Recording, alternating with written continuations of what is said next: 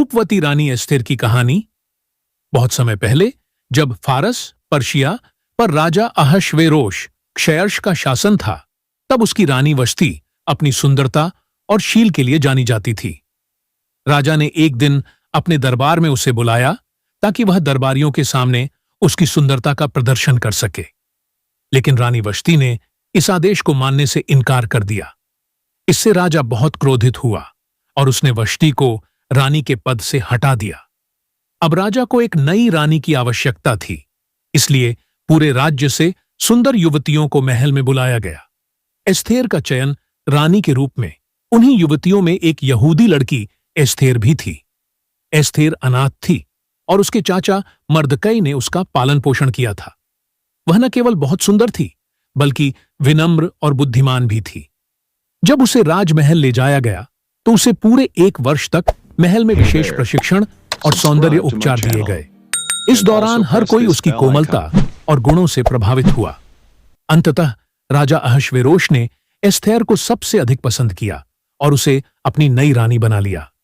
मर्दकई ने एस्थेर को यह सलाह दी थी कि वह अपने यहूदी होने की बात किसी को न बताए, और एस्थेर ने इसे गुप्त ही रखा। हामान की साजिश। राजा के दरबार में एक शक्तिशाली मंत्री हामान था जो बहुत अहंकारी था। राजा ने उसे ऊंचा पद दिया और आदेश दिया कि सभी लोग उसके आगे झुकें। लेकिन एस्थेर के चाचा मर्दकई ने झुकने से इनकार कर दिया, क्योंकि वह केवल अपने परमेश्वर की आराधना करता था। यह देखकर हामान बहुत क्रोधित हुआ और उसने न केवल मर्दकई बल्कि पूरे यहूदी समुदाय का संहार करने की योजना बनाई। उसने राजा से एक फरमान जारी करवा लिया कि एक निश्चित दिन पर पूरे राज्य में सभी यहूदियों को मार दिया जाए। राजा ने हामान पर विश्वास किया और इस फरमान को जारी कर दिया। एस्थेर की हिम्मत और प्रार्थना। जब मर्दकई को यहूदी संहार का फरमान मिला तो उसने रोते हुए एस्थेर को संदेश भेजा कि वह राजा के पास जाकर अपने लोगों की रक्षा के लिए निवेदन करे। लेकिन राजा के पास बिना बुलाए जाना घातक हो सकता था, क्योंकि जो भी बिना बुलाए राजा के सामने जाता था उसे मृत्यु दंड दिया जाता था, जब तक कि राजा उस पर दया न दिखाए। एस्थेर ने इस कठिन घड़ी में प्रार्थना और उपवास करने का निश्चय किया। उसने पूरे यहूदी समुदाय से भी उपवास करने को कहा। 3 दिन के उपवास के बाद एस्थेर साहस करके बिना बुलाए राजा के दरबार में पहुंची।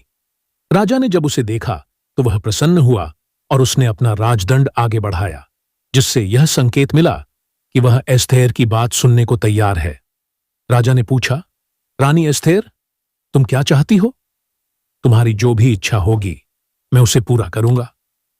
एस्थेर ने विनम्रता से राजा और हामान को अपने द्वारा आयोजित एक विशेष भोज में आमंत्रित किया। हामान का पतन और यहूदियों की रक्षा।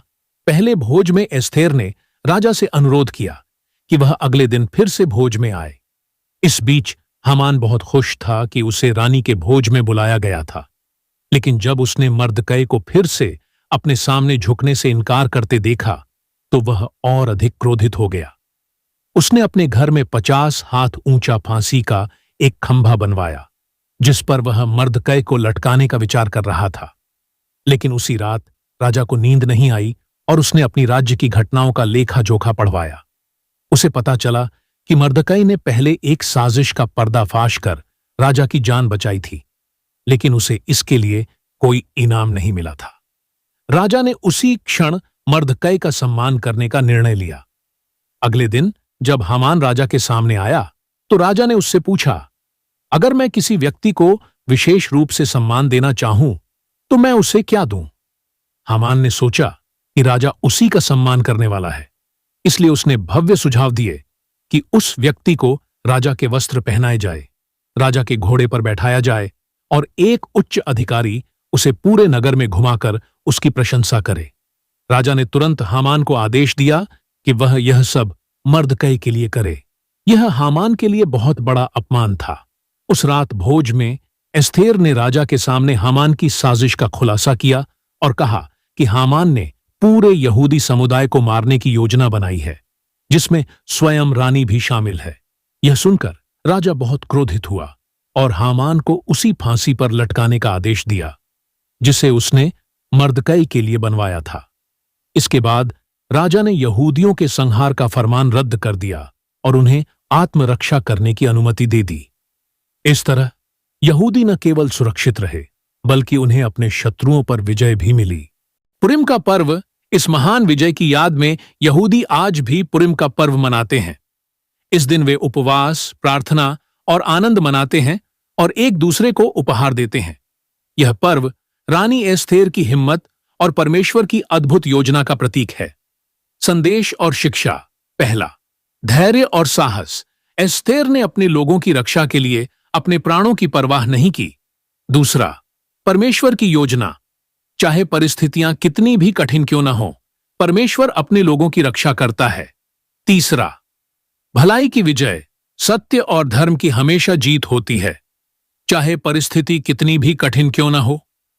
रानी एस्थेर की कहानी हमें सिखाती है कि ईश्वर में विश्वास और सही निर्णय कठिन समय में भी हमें विजय दिला सकते हैं।